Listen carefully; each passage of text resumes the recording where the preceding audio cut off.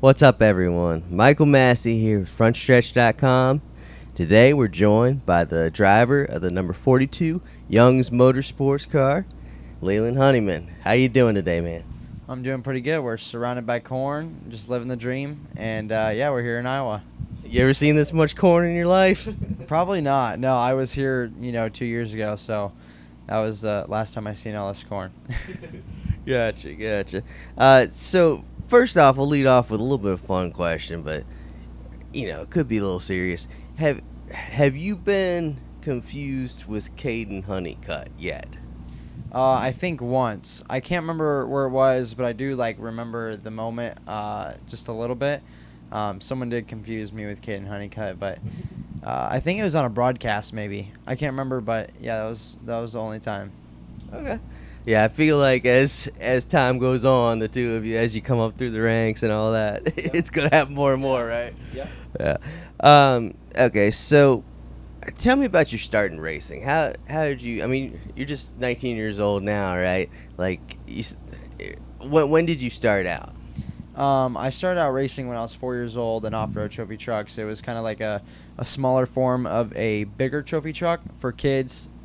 I was 4, 5, and 6 years old when I did that, and I just kind of moved up through the go-karting ranks to legend cars, late models, Bandoleros, and then ARCA and Xfinity. Yeah, what was the thing that got you into racing?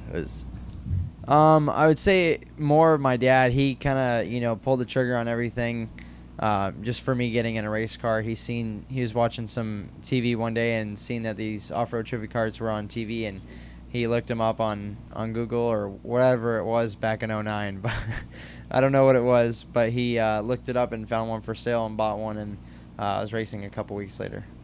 Okay. Now, it says, I saw one thing that says you're from the Phoenix area. Another thing says you're from Mooresville, North Carolina. Yeah. Is it your family's originally from Phoenix and you moved to North Carolina? Yeah, so I moved from I was born and raised in Phoenix for about 10 years, and then I moved to North Carolina when I was 10 years old. Okay. I moved to Charlotte, North Carolina, just to pursue racing, and my dad made the trip out here. It was just me and him, and we made the trip to Mooresville just to pursue my racing career, and it takes a lot for him to do that, and I appreciate that. That's awesome. Now, you're driving for Young's this year, but it's not the first time you've driven for them. You drove for them in the ARCA East a couple years ago. How did that relationship start? That relationship started with one of my old late model team owners that I raced for, David Pletcher. He was really good. He's really good friends with Tyler Young, and he kind of pointed me and leaned me that way. I was also working with Lauren Ranier at the time. He kind of pointed me in that direction as well. So with that, being said, I raced with Tyler Young, Young's Motorsports for the 2022 season in the ARCA East. We did 7 or 8 races, 7 I think. But it was a really good year for us. We had a pole, which is really good, for us being a smaller team like we are. So it was, it was a really good year. Yeah, and then you reunite with them. What led to you guys reuniting and jumping to Xfinity together? Yeah, I mean, I would say a lot of it had to do with, Tyler. Tyler called me, and it was like early December, and he was like, you want to do Xfinity for me full time? And I'm like, no, you're joking. And he was serious and showed up to the shop. He had Xfinity cars there, and we started, talking more, and we had a contract signed. I think it was like right after Christmas or right before Christmas, but no, it was a really good deal. So that thing came together pretty late, the Christmas time, right? Yeah, no, for sure. It was a very quick deal and very late in the season for sure.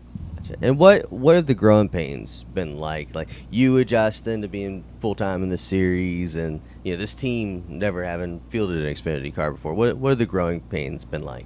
I would say just practice for me and our team, just because I'm a rookie driver. Obviously, I have my crew chief from the ARCA year.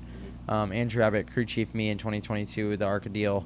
Not many races, to where we could like build a big relationship, but we've been friends ever since. Even last year when I raced for Alpha Prime, we talked a lot still. So I would say, the biggest thing for us is notes. A lot of these bigger teams have notes from the previous years, and we don't really have that to go off of. So we kind of, we fire off a little bit, off pace sometimes, just sometimes, not all the time.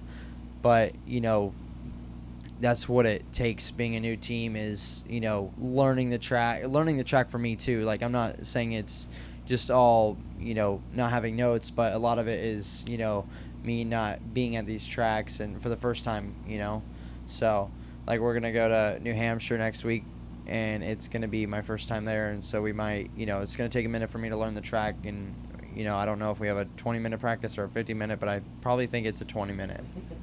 Not a whole lot of practice for a brand new place, right? Yep. But you got well. First off, you said you consider him a friend. Your crew chief there. Y'all have maintained that relationship.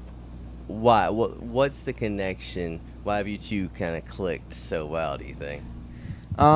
We talk a lot. We like a lot of the same things. He actually eats a lot of steak, so it's like one of the things we share in common. We're always talking about new steakhouses or whatever it is, and we're just always like looking for the new place to go. Even on the road, we're always.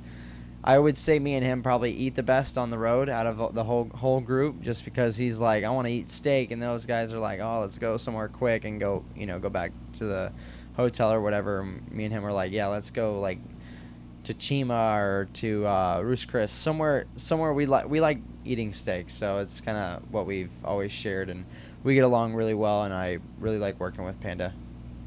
All right, wait, what'd you call Panda? We call him Panda. He's like Panda. He is a panda, but yeah, no, I love him.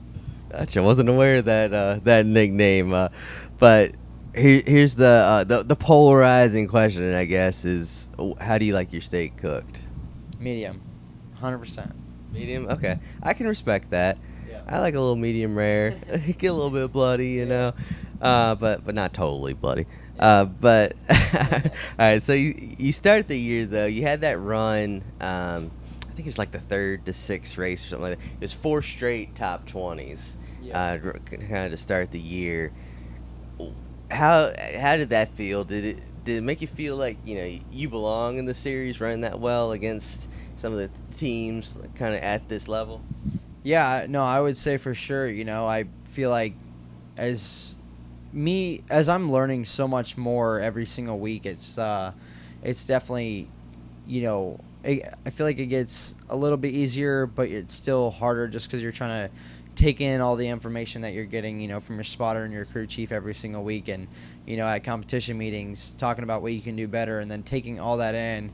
And I feel like we fired off really good, and then I started taking in information, and then I'm just trying to learn and build off that and take that information in the right way, and not take it in a bad way just because I want to learn it the right way.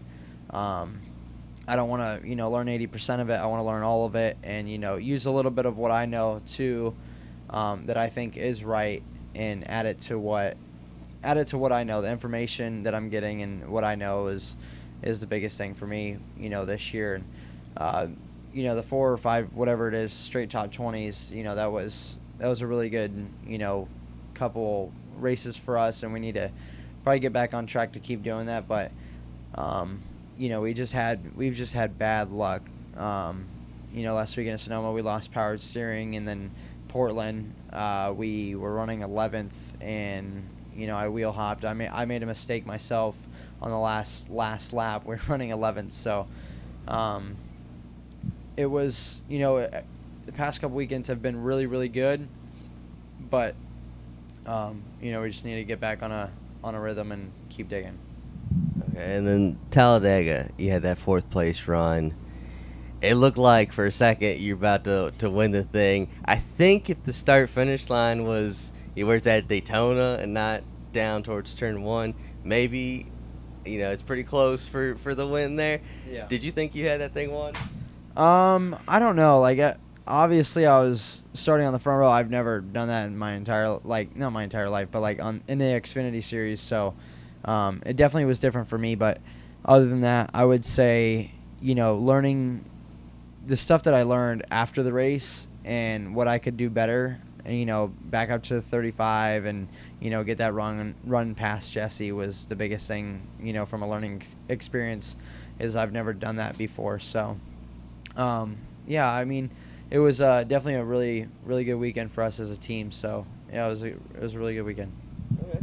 And but you guys are you're 20th in points right now. You're right around guys like Jeremy Clements and people like Josh Williams, people that have been around in the series for a while. Like, what's that like?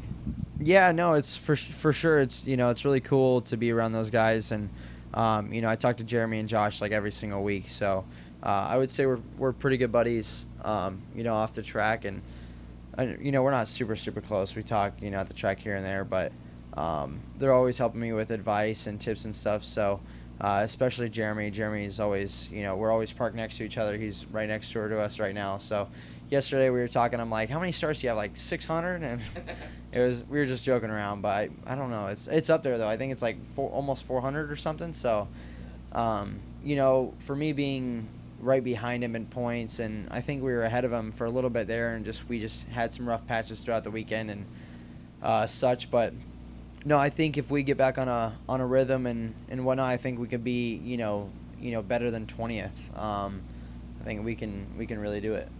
Okay. So kind of a friendly little battle for right there around 20th in points. That's awesome. I'll send you out on kind of a fun one. Cole Custer has the cold custard thing, his whole deal. If there was like a sponsor to approach you or some kind of play on your name, you got anything up your sleeve already? Or I mean, yeah, I've reached out to a couple honey companies that that are involved with the honey deal. Obviously, it would be a really cool deal just to have my last name involved in a sponsorship deal. So, if there anybody watching this that has a honey company that has honey in the name, reach out and we'd love to work with you. And yeah, I think it'd be a really cool deal just because of my last name. It's really unique. So. Yeah, maybe some like Honeyman Nut Cheerios or something like that. Yeah, let's make it happen, guys. Yeah. But thanks so much. This has been Leland Honeyman, and I'm Michael Massie. See you next time. Thank you. Yeah, no problem. Appreciate it, man. Steven Stump of Frontstretch.com here. Come back for more great racing videos, and if you like us, don't forget to hit that subscribe button.